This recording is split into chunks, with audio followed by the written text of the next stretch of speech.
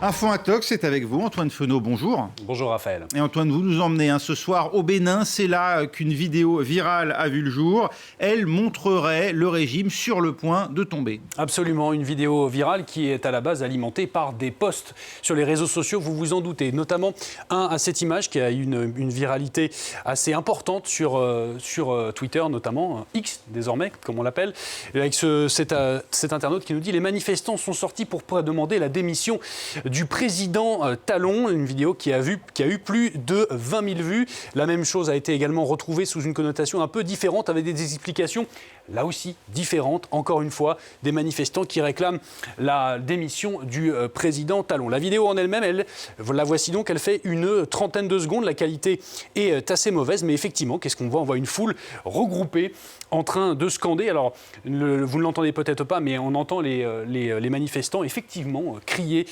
lors de ce petit extrait « Talon, démission, Talon, démission ». Les raisons de cette colère, visiblement, selon les internautes, eh bien, cela varie. Ça va des liens trop étroits qu'entretiendrait le Bénin avec la France ou encore de la vie chère. À noter, je vous l'avais dit, donc, que cette vidéo a été virale, plusieurs dizaines de milliers de vues. Voilà donc pour le contexte. Raphaël. Alors, on entend les manifestants scander « Talon, démission ». Jusque-là, ça semble coller, hein, Antoine. Oui, effectivement, Patrice Talon, c'est effectivement le président en exercice du Bénin. Vu la mauvaise qualité de la vidéo, je vous l'ai montré, on n'a pas pu faire ici de recherche d'images inversées. Alors ce qu'on a fait, c'est qu'on a pris tous les réseaux sociaux et qu'on a regardé dedans en tapant deux mots-clés Talon, démission. Et là, bingo, si j'ose dire, on est tombé sur ce post-là qui montre exactement la même vidéo.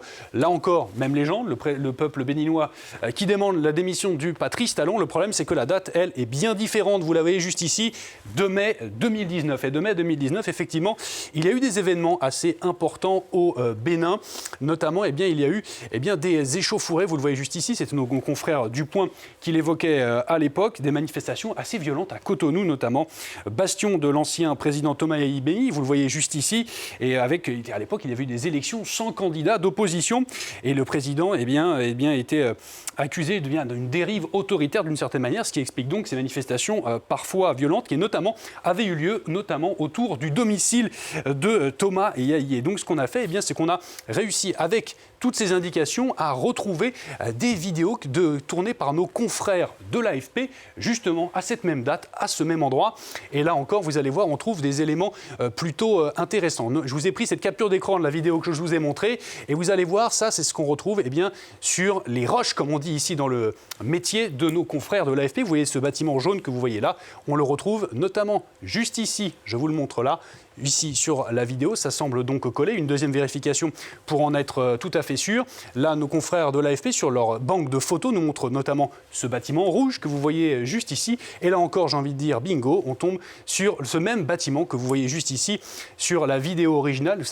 Ça confirme donc nos doutes. Cette vidéo n'est pas du tout récente. Elle date donc de 2019. Vous l'avez compris, Raphaël. Et ces affirmations, Antoine, n'ont pas touché que le Bénin. Non, et finalement, c'est peut-être ça finalement qui est le plus inquiétant après les coups d'État qui ont touché récemment le Niger et le Gabon. Ces rumeurs de coups d'État, de soulèvement de population se sont multipliées dans le pays voisin. C'est notamment le cas au Congo-Brazzaville. Vous voyez juste ici, le média Fides notamment l'avait évoqué. Au Congo-Brazzaville, il y a eu des rumeurs notamment que le président Denis Sassou Nguesso avait été notamment reversé.